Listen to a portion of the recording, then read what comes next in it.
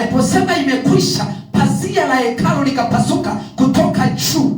Pazia la hekalu. Hekalu ni lipi? Ni hekalu ambalo walikuwa wanapeleka fungu la 10, ni hekalu ambalo walikuwa wanapeleka sadaka ya ng'ombe, ni hekalu ambalo walikuwa wanapeleka matoleo ya aina mbalimbali, ni hekalu ambalo walikuwa wanaingia kuhani mkuu kufanya upatanisho, kuhani mkuu kufanya upatanisho kwa ajili ya wana wa Israeli. Sema amen.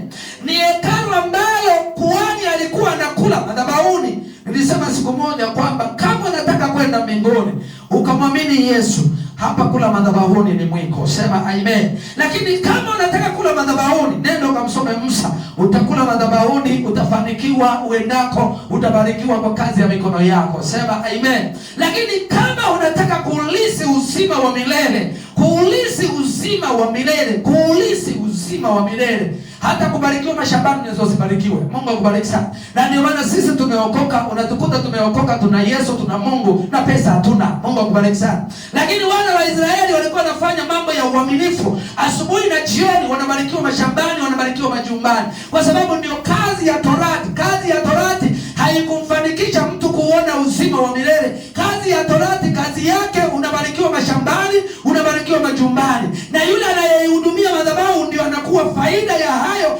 ambayo anayoyahudumia. Sema amen. Lakini agano jipya lenyewe ni kuwa na uzima wa milele. Sema amen. Unaweza kuwa na uzima wa milele huna pesa. Unaweza kuwa na uzima wa milele huna gari. Unaweza kuwa na uzima wa milele hauna chochote, kwa sababu agano jipya kazi yake ni kuulisi uzima wa milele. Sema amen. Hebu jipigie makofi wewe ulisi uzima wa milele na hauna hata 100.